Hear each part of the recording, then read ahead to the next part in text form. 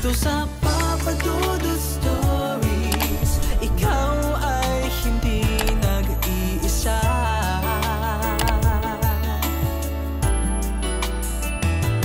Dito sa Papa Dudut Stories, may nagmamahal sa'yo. Papa Dudut Stories. Papa Dudut Stories. Sa lahat po ng mga nakatutok ngayon, huwag pong kalimutan mag-like, mag-share at mag-subscribe. Maraming salamat po sa inyong lahat.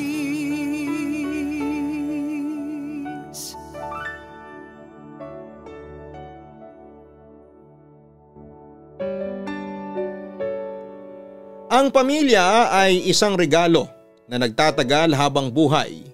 Hindi natutumbasan ng pera ang kasiyahang hatid ng isang sama-samang pamilya. Pero dumarating talaga ang panahon na tumutungtong ang ating mga anak sa tamang edad kung saan ay nagdedesisyon silang magtayo ng sarili nilang pamilya at kinakailangan na nilang umalis sa ating poder. Malungkot yon para sa isang magulang, pero ganon talaga ang buhay. Dear Papa Dudut, isang magandang araw sa inyong lahat. Naisipan ko pong sumulat sa inyong programa para maibahagi ang aking kwento.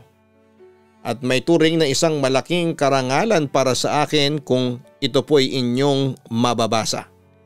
Isa kasi ako sa mga milyon-milyon ninyong tagahanga at malaki ang paggalang ko sa mga bumubuo ng radio drama at YouTube channel ninyo.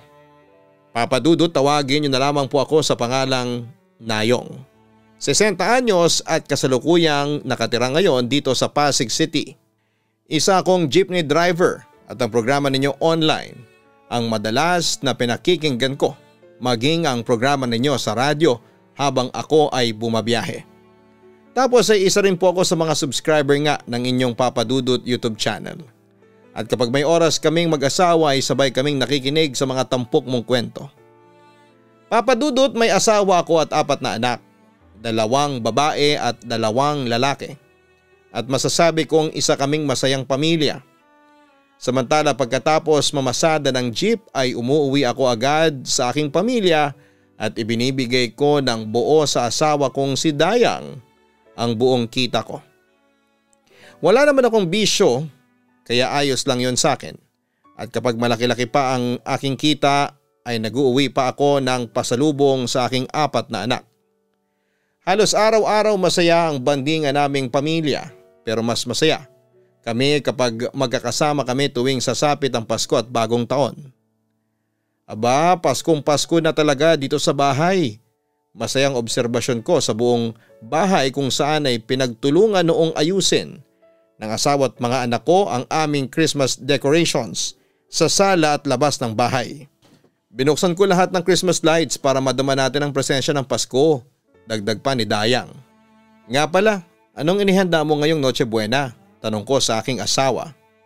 Nagluto ko ng spaghetti para sa mga bata tapos nagprito ko ng hotdog. Tapos gumawa din ako ng fruit salad. Kanina pinabili ko rin ng tinapay si Marie Chris. Ayun, ininit ko kapartner nito yung masarap na keso de bolang binili ko kanina sa palengke. Sagot niya sa akin. Buti naman at maayos ang pamasada mo ngayon. Alam mo pinagdarasal kita na sana'y makauwi ka ng ligtas. Kaya nga sobrang pasasalamat ko ngayon sa Diyos. Pagkatapos noon ay ilang minuto bago mag-alas 12 ng hating gabi ay binuksan na ng mga anak ko ang kanya-kanya nilang mga regalo at lahat naman sila ay satisfied sa mga tinanggap nila. Natuwa naman kami ni Dayang dahil nakita naming masayang-masaya ang mga bata. Hindi nagtagal ay nagpasya na kaming mag-Noche Buena. Huwag kayong mag-unahan, lahat kayo ay makakakain, sabi ni Dayang sa aming mga anak na nooy sabik na sabik nang kumain. Magpakabusog kayong mga anak, masayang sabi ko sa kanila habang binibigyan na sila ng pagkain ng kanilang ina. Dayang, tingnan mo ang mga anak natin, ang sayang pagmasdan, no? Sabi ko sa aking asawa habang masayang nakatingin sa mga anak ko. Sumang-ayon naman siya sa akin. Oo nga masaya tayo kasi nakikita natin silang masaya. Kaya nga malaking bagay talaga na buo ang pamilya natin.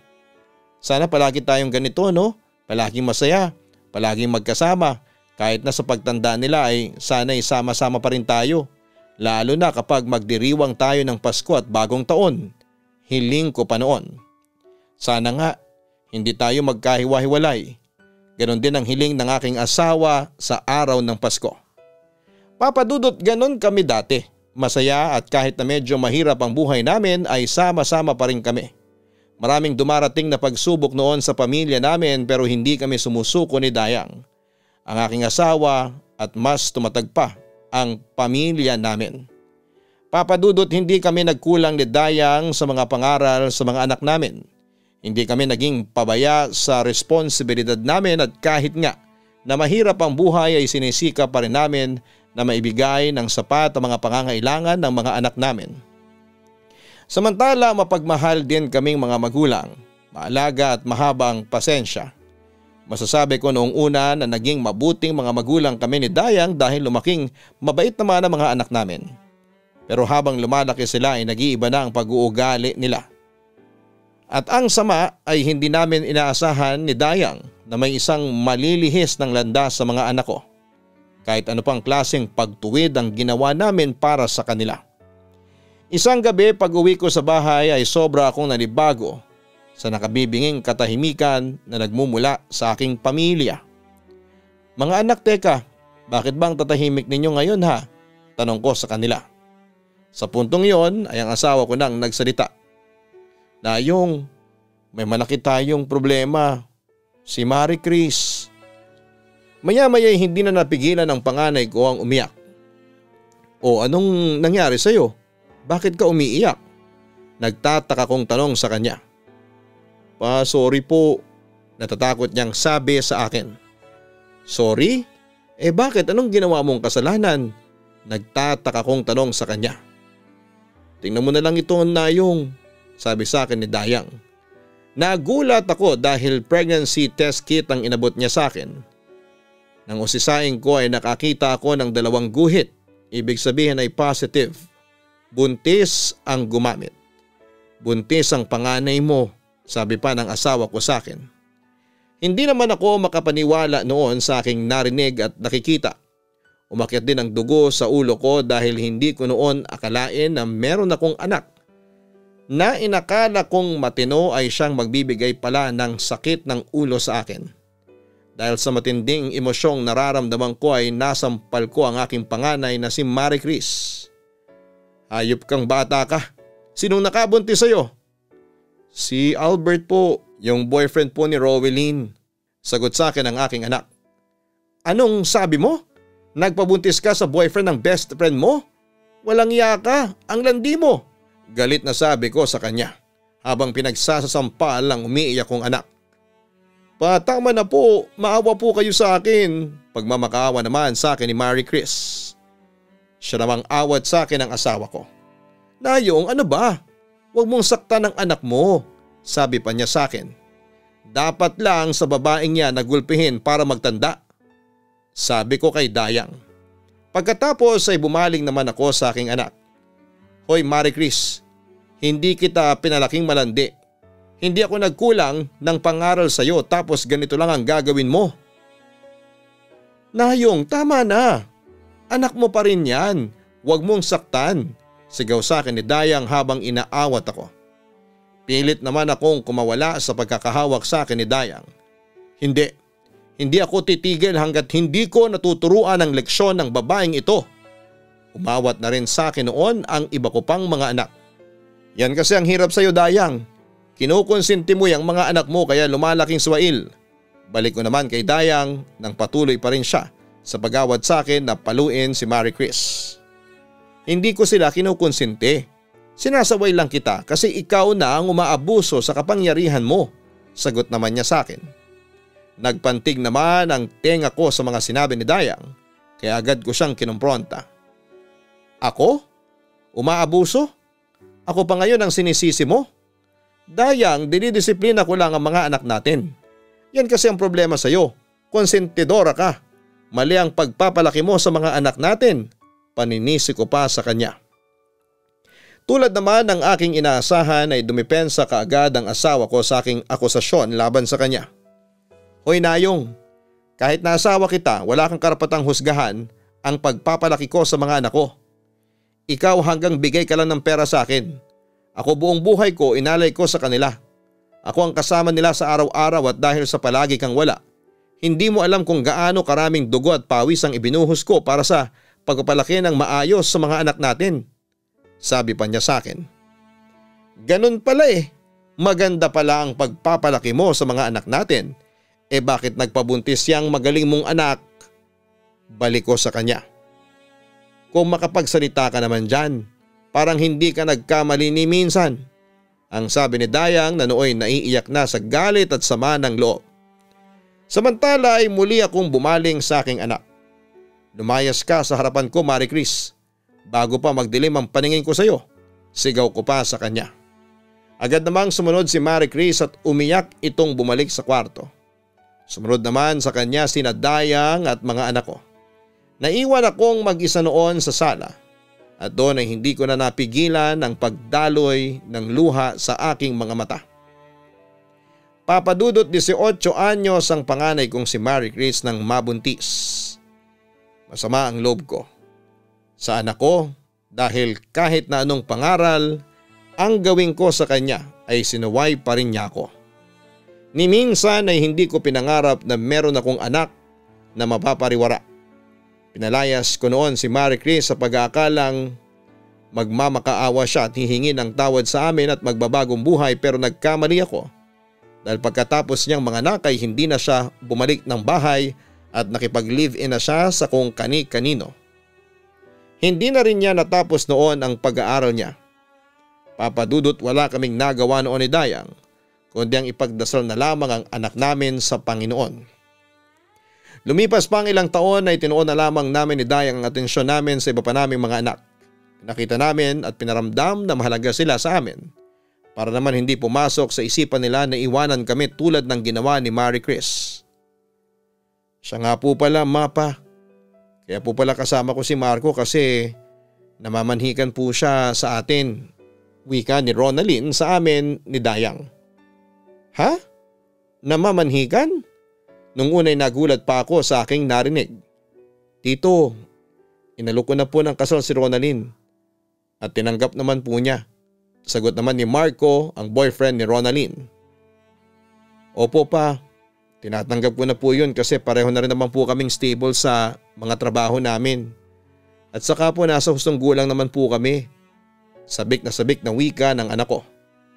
Sa puntong yon ay nakaramdam ako ng kalungkutan dahil isa lamang ang ibig sabihin noon. Kapag naikasal na si Ronalyn ay aalis na siya sa bahay at hindi na namin siya makakasama pa. Sigurado na ba kayo sa desisyon ninyong yan? Seryoso kong tanong sa kanila. Opo pa, gusto na po namin ni Marco na lumagay sa tahimik. Magpapakasal po kami. Nagkasundo na po kami na bubukod na po kami. Paglilinaw pa ni Ronalyn. Bumalik naman sa akin ang asawa ko. Nayong, payagan na natin sila. Samantala'y huminga na lamang ako ng malalim bago muling nagsalita. Sige, bahala kayo. Nasa inyo na ang basbas ko. Congratulations ate. Bate ng anak kong si Mark sa kanyang ate. O nga ate Ronalyn, congratulations dahil nakabingwit ka ng papabol na fiancé. Ilayo mo nga lang siya sa akin kasi baka akong maging fiancé niya at hindi ikaw. Sabi naman ng anak kong Becky na si Eman. Natawa lamang si Ronalyn sa sinabi ng kapatid niya. Ronalyn, ngayon pa lang ay pinapaalalahanan na kita. Yung mga billing ko sa iyo ay huwag mong kakalimutan, maging mabuti kang asawa kay Marco. Bili ni Dayang sa kanyang anak. Opo ma, hindi ko po nakakalimutan yung mga tinuro ninyo sa akin. Paniniguro ng anak ko.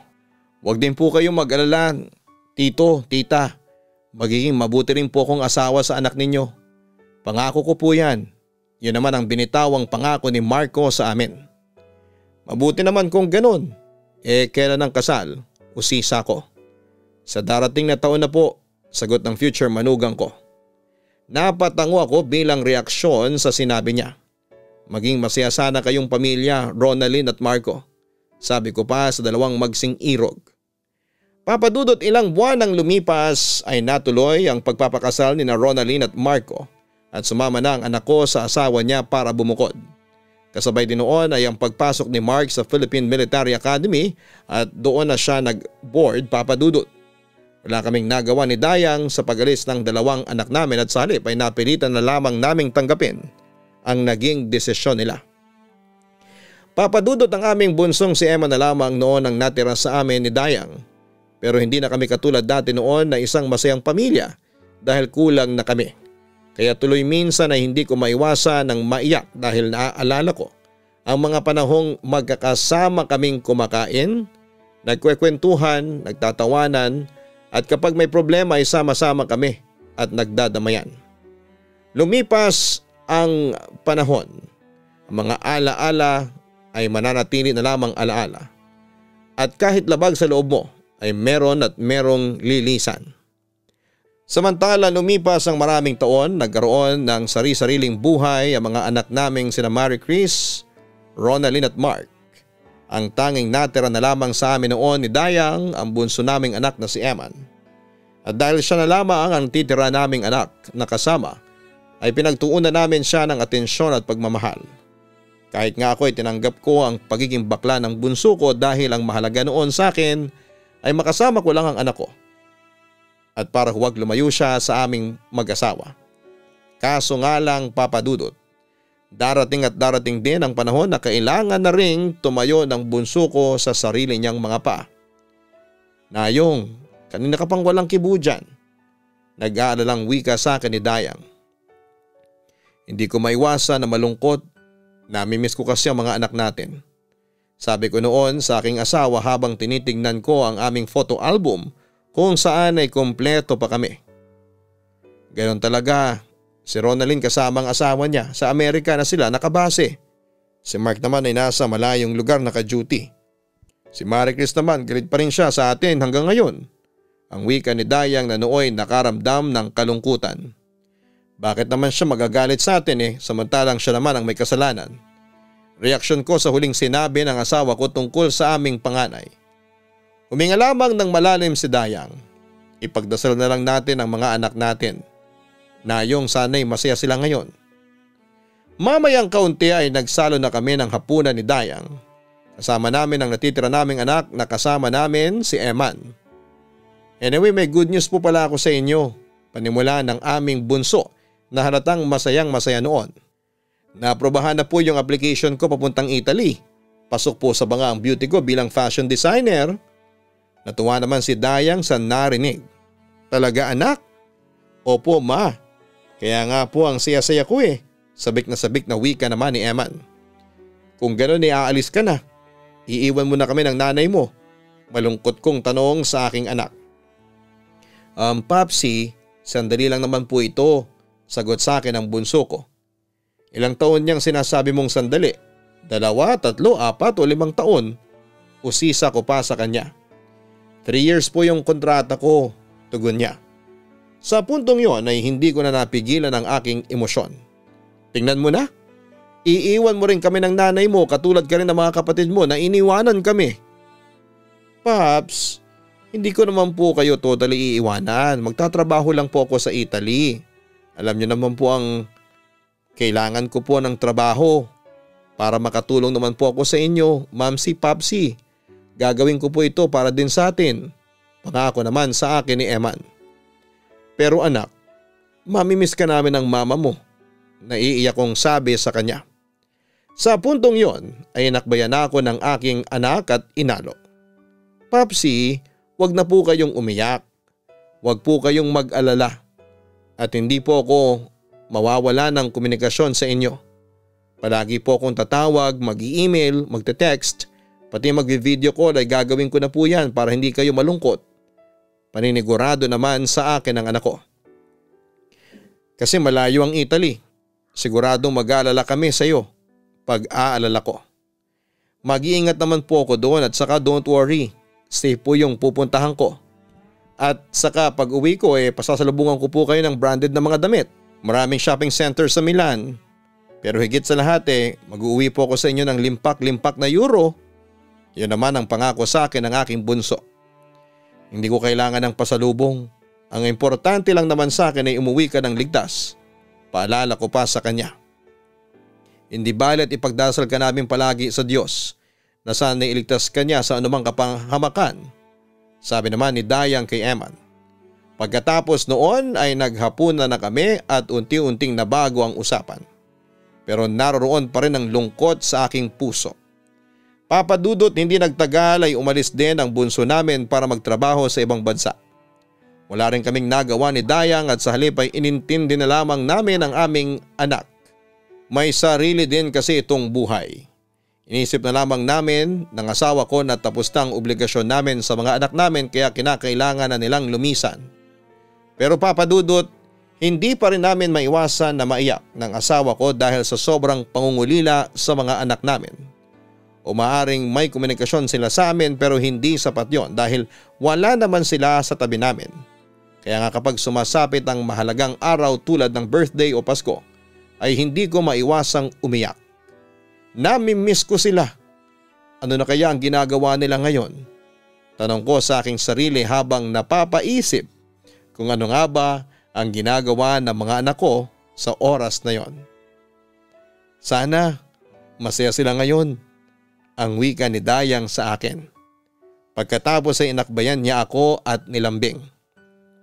Natapos din yung obligasyon natin sa mga anak natin, no? Umiling naman si Dayang sa sinabi ko. Ang totoo niyan hanggat nabubuhay tayo may obligasyon pa rin tayo sa mga anak natin. Yun nga lang, hindi na katulad nung dati. Bakit ganun, no? Pagkatapos mong mahalin at alagaan ang mga anak mo iiwan ka rin sa pagtanda nila. Na tayo lang dalawa ang matitira sa huli? Tanong ko. Wala naman akong sama ng loob sa mga anak ko. Pero minsan, hindi ko maiwasan ang mag-isip kung bakit walang forever. Ganon talaga ang buhay, kailangan din ng mga anak natin na tumayo sa sarili nilang mga paa. Kailangan din nilang magtayo ng sarili nilang pamilya. Basta ang mahalaga ay nagampanan natin ng maayos ang mga tungkulin natin bilang mga magulang na nadala natin sila sa tamang direksyon. Kaya kung sakaling dumating ang panahon na makaharap natin ng Diyos ay wala tayong pagsisisihan at panghihinayanganan. Paliwanag naman ni Dayang sa akin. Sa palagay mo ba ay naging mabuti tayong mga magulang? Oo naman, sagot ni Dayang sa tanong ko. Kung naging mabuti tayong mga magulang bakit si Marie Chris naligaw pa ng landas? Sumagot naman kaagad si Dayang. Hindi tayo nagkulang ng mga pangaral kay Marie Chris. Ginawa natin ang lahat para madala natin siya sa tamang landas. Pero siya mismo ang umayaw. Hindi na natin kasalanan yon kasi siya na ang pumili ng landas niya. Ang obligasyon na lang natin sa kanya kung sakaling hingin niya ulit, ang tulong natin tulungan pa rin natin siya. Pero maliban kay Marie Chris, naging maayos naman ang buhay ng tatlo pa nating mga anak. Yung tungkol naman pala kay Eman, buti naman at madali mong natanggap yung tunay niyang pagkatao, wika ni Dayang sa akin. Napangiti naman ako. Siyempre kahit ano pang kasarian niya, anak ko pa rin siya. Iyon ang nanaig sa akin kaya hindi ko siya pinagalitan. At saka umaasa rin ako noon na sa lahat ng mga anak natin siya ang matitira na kasama natin. Kaso iniwan din tayo ni Eman. Alam mo kung tutuusin, hindi naman talaga tayo totally iniwan ng mga anak natin. Hindi lang natin sila nakakasama ng matagal pero alam ko na hindi nila tayo magagawang pabayaan.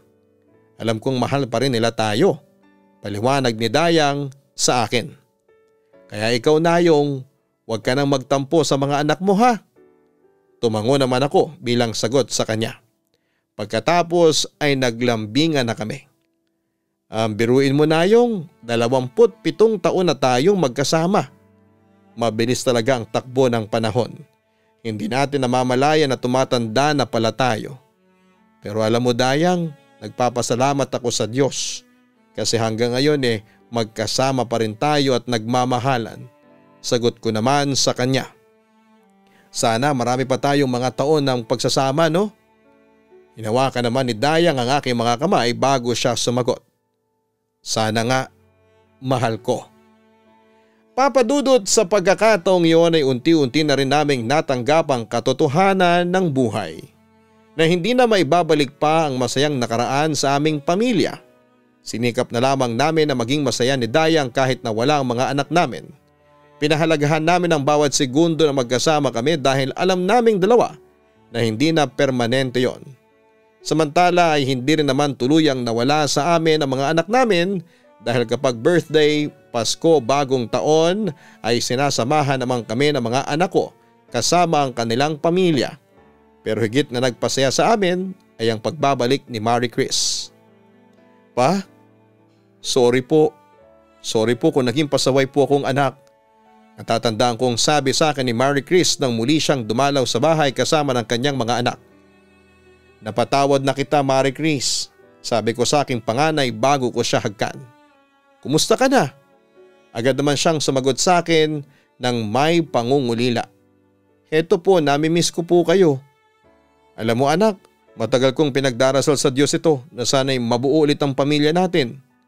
At heto nga, isang magandang regalo tong ibinigay ninyo sa akin. Ang sabi ko naman sa aking anak. Pa, nagsisisi na po ako sa mga pagkakamaling nagawa ko sa inyo at sa buhay ko.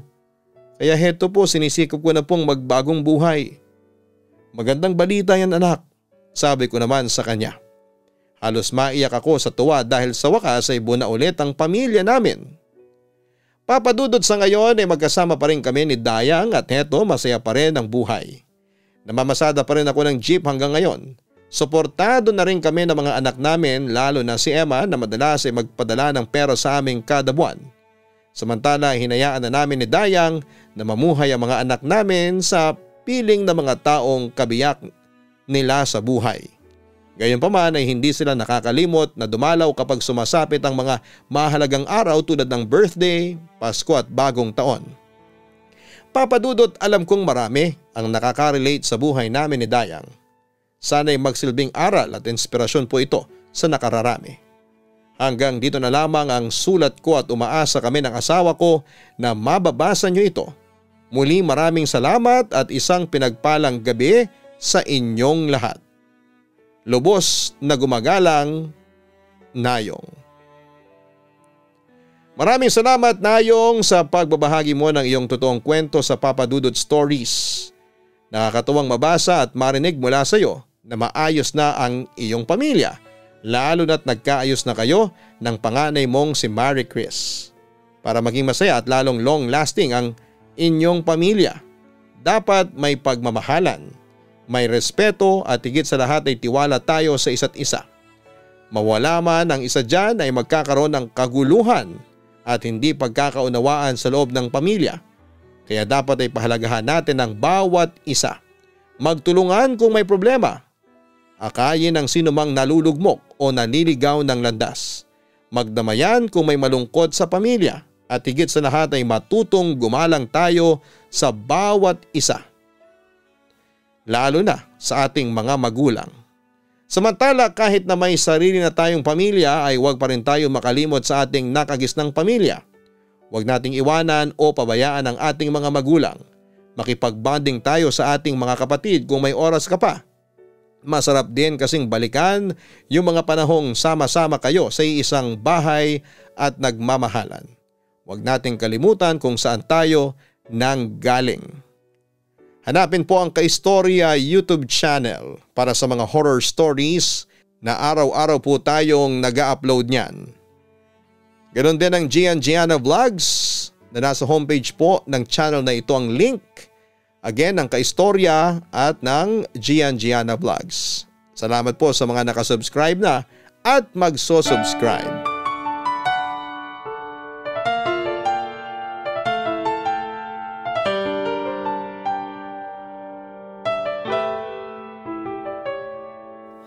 Ang buhay ay mahiwaga, laging may lungkot at saya. Sa Papa Dudut Stories, laging may karamay ka.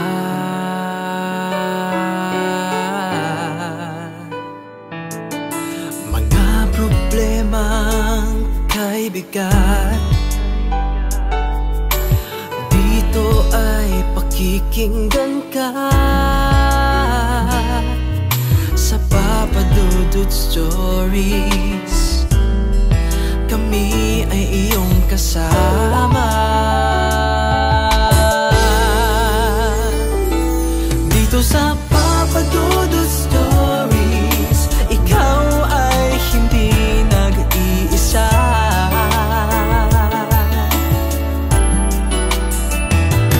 Dito sa Papa Dudut Stories, may nagmamahal sa'yo. Papa Dudut Stories, Papa Dudut Stories,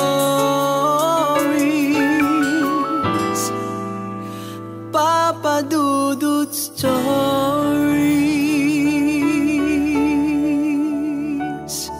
Hello mga ka-online, ako po ang inyong si Papa Dudut. Huwag kalimutan na mag-like, mag-share at mag-subscribe. Pindutin ang notification bell para mas maraming video ang mapanood ninyo. Maraming salamat po sa inyong walang sawang pagtitiwala.